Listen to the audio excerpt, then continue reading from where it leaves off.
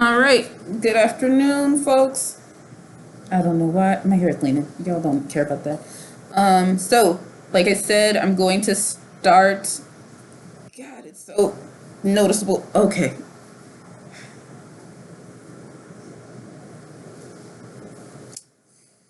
I'm gonna get played for this, but I'm not re-recording this, so it is what it is. So I'm gonna get started. Like I said, I'll be reading the materials for each class. I'm going to be starting with the reading that you had today, which is Reconstruction and White Backlash. So I'm going to start. I'm not reading the Engage, but I will read the Explore and Elaborate sections. So immediately, this is Black Codes. Immediately following the Civil War, many Southern states passed Black Codes, or special laws that applied only to Black residents. That's a vocab term. Below are excerpts from Mississippi's first Black Code, passed in 1865. The CFU questions you are trying to answer at this point are: what is the consequence for freedmen, that means Black people, leaving their jobs? 2, what happens to a Black man who is unemployed? And 3, what happens to someone who returns a Black laborer? If any apprentice shall leave the employment of his or her master or mistress without his or her consent, said master or mistress may pursue and recapture said apprentice means worker, and bring him or her before any justice of the peace, that means judge, of the county. And if the court shall be of opinion that said apprentice left the employment of his or her master or mistress without good cause, that means without a good reason, to order him or her to be punished as provided for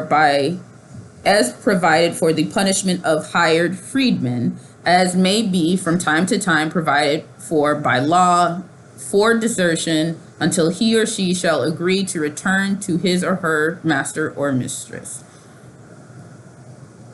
All freedmen, free Negroes, and mulattoes, all three of those terms just mean Black people in the United States during this time period, in this state over the age of 18 years, found on the second Monday in January 1966 or thereafter. That should say 1866. I just realized we had a typo.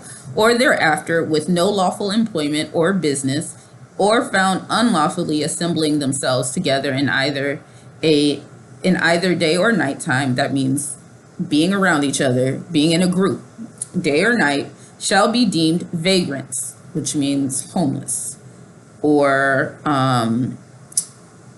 people without purpose who are up to no good. That's more like it. It's not just homelessness. Vagrancy back then, vagrancy, so homelessness, was seen as a crime. Okay. And on conviction thereof shall be fined in the sum of not exceeding, so no more than. So y'all, we just had lights turned out, so I'm gonna go home soon. But I'm gonna finish this up until not exceeding, in the case of a freedman, free Negro, or mulatto, again, that just means Black people, $150.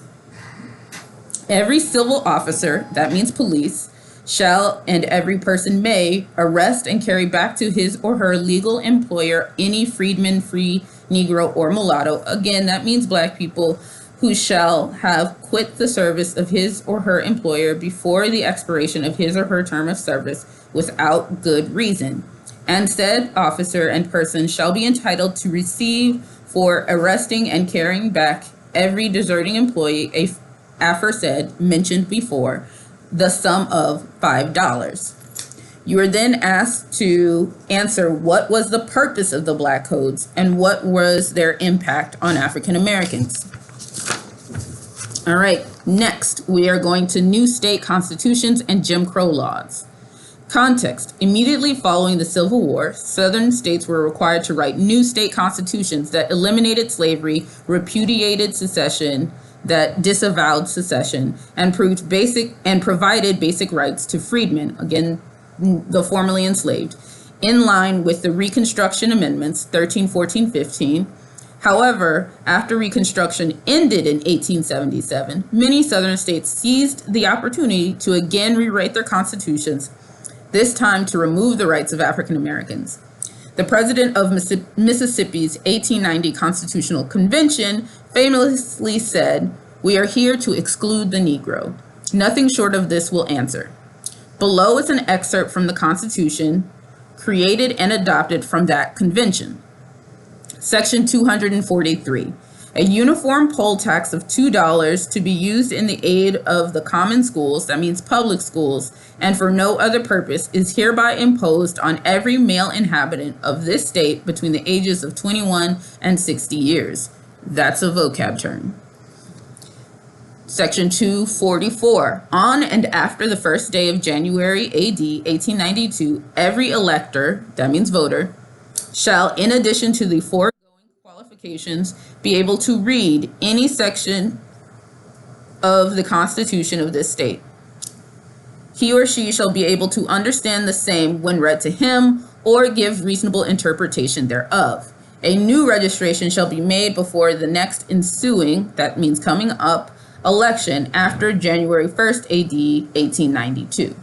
So it says they shall, which suggests that they already do, but what it is saying is there is a requirement for voters to do the following things. Also, that's a vocab. Section 263, the marriage of a white person with a Negro or mulatto, or a person who shall have 1/8 or more of Negro blood, shall be unlawful and void. Section 264, no person shall be a grand or petit juror, that means serve on a jury, unless a qualified elector, voter, and be able to read and write. So 264 says that if you do not meet the requirements of 244, you cannot be on a jury. You're defining poll tax and literacy test. You're answering how would these voting requirements impact African Americans, and explain how this Constitution connects to the data in the table at the beginning of the lesson. So the data in your engage, the do first that you should have answered at this point, how does that data connect to what we just read? All right, next. Using constitutions like these as their foundation, Southern states passed Jim Crow segregation laws. These laws applied to public schools and parks, and also to emerging commercial spaces, hotels, restaurants, streetcars, trains, and eventually sports stadiums and movie theaters. This is a vocab term.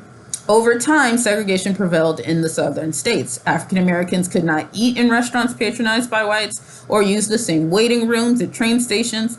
All forms of public transportation were rigidly segregated. Public parks and libraries were segregated. Even drinking fountains were labeled white and colored. This system of segregation enforced economic and political structures that further disempowered Black citizens. You are asked to define Jim Crow laws and say how they impacted African Americans in the South. I am now at the section that says extra-legal intimidation. Context. As laws and social customs were being more rigidly defined to exclude African Americans post-Reconstruction, some white Americans took it upon themselves to enforce segregation and keep African Americans, quote unquote, in line with their racist beliefs and policies. Across Southern states, white vigilante groups, so a vigilante is someone who acts without permission of the law. So there's someone who takes the law into their own hands.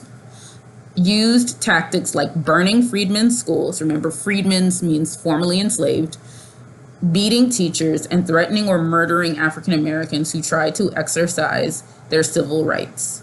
So they use the word murder. Often in text, you will see that as lynching. Lynching is hanging someone, which will kill them and is murder, but this text said murder. These tactics were considered extra legal or outside the bounds of the law, vocab, in part because whites were rarely questioned about or punished for their actions. All right, you have two images that you're going to be analyzing. The first image is called The Union as It Was, published in 1874. You'll see on this image that the man to the left is wearing a coat, and there's the sign that says White League on it. At the top, it says The Union as It Was. This is a white man's continent, yeah. Then above the skull, The Lost Case. And then under the skull, Worse Than Slavery. To the side of the two black people, on the side of the black man, there is a sign that says Schoolhouse, and the hooded figure is a reference to the KKK. On the right image from the Independent Monitor, 1868, you have a horse carrying, or donkey, who is labeled KKK, and you have a man being lynched who's carrying a bag that says Ohio. You are supposed to answer the following question. Based on these images, how did extra-legal groups like the Ku Klux Klan prevent African Americans from exercising their rights? All right, last bit of reading. This is elaborate. This is the Slocum, I can say that word, Slocum Massacre. Context. Extra-legal violence perpetrated by the Ku Klux Klan did not stop as the country entered the 20th century. One example of such violence was the Slocum Massacre, which began on July 29th, 1910, when hundreds of white citizens from the surrounding community converged on Slocum, a town in East Texas, so near us. We're in East Texas. Terror reigned as African Americans were gunned down while working in fields and seeking shelter in their homes. While there has never been a clear figure of how many died, estimates range from 24 to 200. On August 13th, 1910, a group of more than 150 ministers from Washington, D.C. wrote to the President William Taft and the American people urging action in response to the massacre. All right. Dear Sir, they're talking about the president. The undersigned have appointed a committee by the colored ministers. So remember, colored is a term being used at this time for black. Numbering more than 150 of the city of Washington to convey to you the enclosed address to the president and the American people relative to the murdering of 20 or more innocent and unarmed colored men near Palestine, Texas recently. It is the hope of the colored ministers of this city and of the many thousands whom they represent, as well as the hope of the colored people throughout America, that you may use the powers of your great office to suppress, that means end, lynching, murder, and other forms of lawlessness in this country. According to the most recent and reliable statistics, there are 8 times more murders committed in the United States of America each year than are committed in Great Britain, and 6 times more in France, and 5 times more than of the German Empire. Our nation is already the laughingstock of civilized people throughout the world, and unless something is done to make human life more valuable and law more universally respected, we feel that our beloved country is doomed to destruction and not distaste, and at no distant date so soon. We believe that you are as much interested in the suppression of lawlessness and crime in this country as we are, and we feel confident that you will do all in your power to help bring about this much to be desired end. You are telling me, how would violence like that shown in the Slocum Massacre impact African Americans living around the United States? All right, that is Unit 1, Day 6 reading.